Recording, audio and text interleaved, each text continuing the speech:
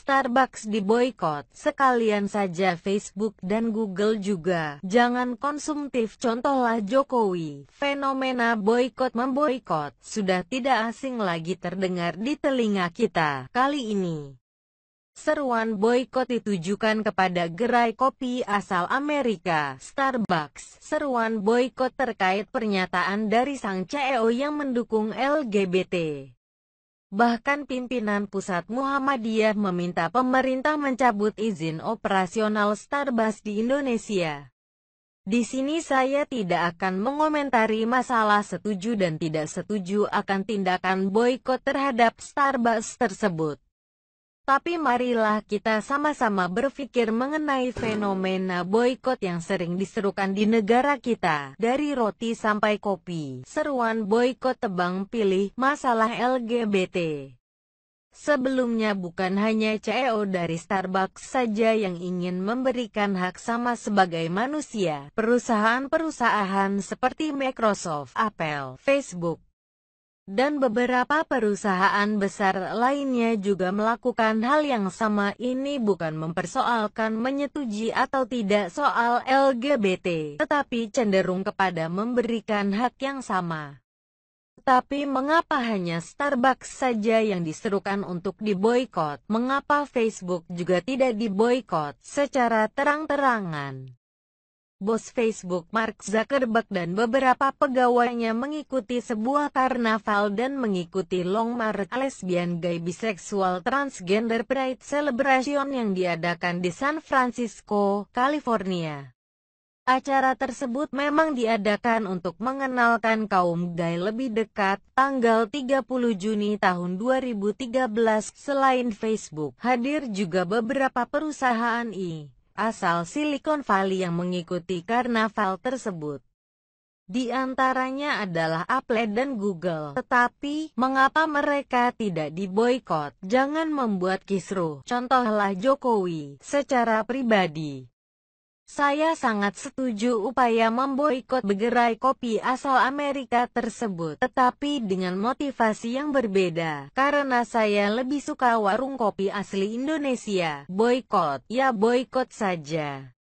Tapi tidak perlu memaksa pemerintah untuk mencabut izinnya. Toh Starbucks bukan jualan narkoba. Presiden Jokowi juga telah memberi contoh. Jika ingin memboikot tidak usah koar-koar. Cukup tidak usah ngopi di Starbucks seperti yang dilakukannya. Seperti yang dilansir laman kompas.com, Presiden Jokowi bersama keluarga mengisi akhir pekan Minggu, tanggal 2 Juli tahun 2017, siang. Dengan acara ngopi, tempat mereka ngopi, tentu saja bukan Starbucks, tetapi di kedai kopi yang namanya Indonesia banget, yaitu Kedai Tuku. Jadi tidak usahlah DPR ikut membuat kisruh dengan mendukung pemboikotan yang tebang pilih. Perlu diingat juga, di Starbucks juga ada karyawan yang notabene adalah warga Indonesia. Apakah DPR mau menanggung biaya hidup mereka? Gay ini yang berjasa untuk cikal bakal komputer. Sebagai orang yang normal, saya juga tidak setuju LGBT. Boleh saja tidak suka dengan LGBT.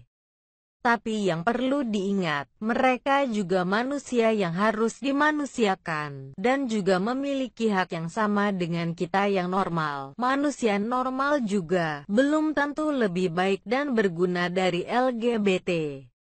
Yang paling penting, tidak ada pemaksaan kehendak yang berakibat merugikan orang lain. Perlu diketahui, seorang yang berjasa pertama kali memikirkan tentang komputer adalah seorang gay.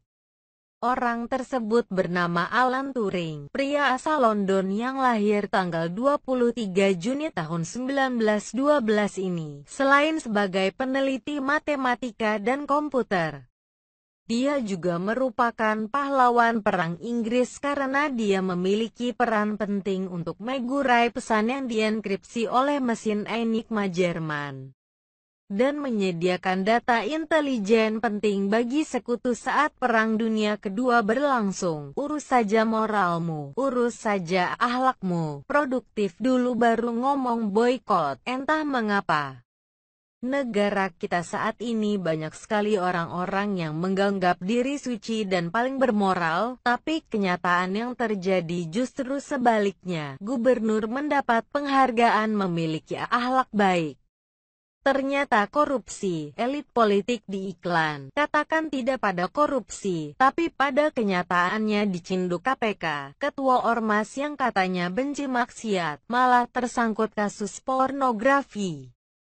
Para elit dan tokoh negeri seharusnya berkaca, mengapa pada pemerintahan Jokowi semua sering membuat kisruh di tengah kerja keras pemerintahan membangun bangsa, padahal pada zaman sebelum Jokowi semua juga sudah terjadi, seperti perusahaan yang menyetujui adanya LGBT. Tapi mengapa mereka diam saja? Apa maksudnya ini? Jika kita mau memboikot semua produk dari luar, seharusnya kita lebih produktif, tidak selalu ribut dengan masalah yang remeh-temeh. Bisa dibayangkan, negara-negara maju sudah mulai memikirkan bagaimana menjelajah angkasa.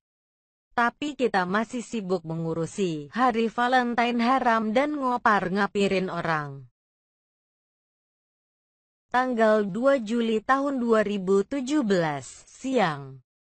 Dengan acara ngopi, tempat mereka ngopi, tentu saja bukan Starbucks, tetapi di kedai kopi yang namanya Indonesia banget, yaitu Kedai Tuku. Jadi tidak usahlah DPR ikut membuat kisruh dengan mendukung pemboikotan yang tebang pilih. Perlu diingat juga, di Starbucks juga ada karyawan yang notabene adalah warga Indonesia. Apakah DPR mau menanggung biaya hidup mereka? Ini yang berjasa untuk cikal bakal komputer sebagai orang yang normal. Saya juga tidak setuju LGBT. Boleh saja tidak suka dengan LGBT. Tapi yang perlu diingat, mereka juga manusia yang harus dimanusiakan, dan juga memiliki hak yang sama dengan kita yang normal. Manusia normal juga belum tentu lebih baik dan berguna dari LGBT. Yang paling penting, tidak ada pemaksaan kehendak yang berakibat merugikan orang lain. Perlu diketahui, seorang yang berjasa pertama kali memikirkan tentang komputer adalah seorang gay. Orang tersebut bernama Alan Turing, pria asal London yang lahir tanggal 23 Juni tahun 1912 ini. Selain sebagai peneliti matematika dan komputer, dia juga merupakan pahlawan perang Inggris karena dia memiliki peran penting untuk mengurai pesan yang dienkripsi oleh mesin Enigma Jerman dan menyediakan data intelijen penting bagi sekutu saat Perang Dunia Kedua berlangsung. Urus saja moralmu, urus saja akhlakmu, produktif dulu baru ngomong boykot. Entah mengapa, negara kita saat ini banyak sekali orang-orang yang menganggap diri suci dan paling bermoral, tapi kenyataan yang terjadi justru sebaliknya. Gubernur mendapat penghargaan memiliki akhlak baik. Ternyata korupsi, elit politik di iklan, katakan tidak pada korupsi, tapi pada kenyataannya dicinduk KPK, ketua ormas yang katanya benci maksiat, malah tersangkut kasus pornografi. Para elit dan tokoh negeri seharusnya berkaca, mengapa pada pemerintahan Jokowi semua sering membuat kisruh di tengah kerja keras pemerintahan membangun bangsa, padahal pada zaman sebelum Jokowi semua juga sudah terjadi, seperti perusahaan yang menyetujui adanya LGBT. Tapi mengapa mereka diam saja? Apa maksudnya ini? Jika kita mau memboikot semua produk dari luar, seharusnya kita lebih produktif, tidak selalu ribut dengan masalah yang remeh-temeh. Bisa dibayangkan, negara-negara maju sudah mulai memikirkan bagaimana menjelajah angkasa. Tapi kita masih sibuk mengurusi hari Valentine haram dan ngopar-ngapirin orang.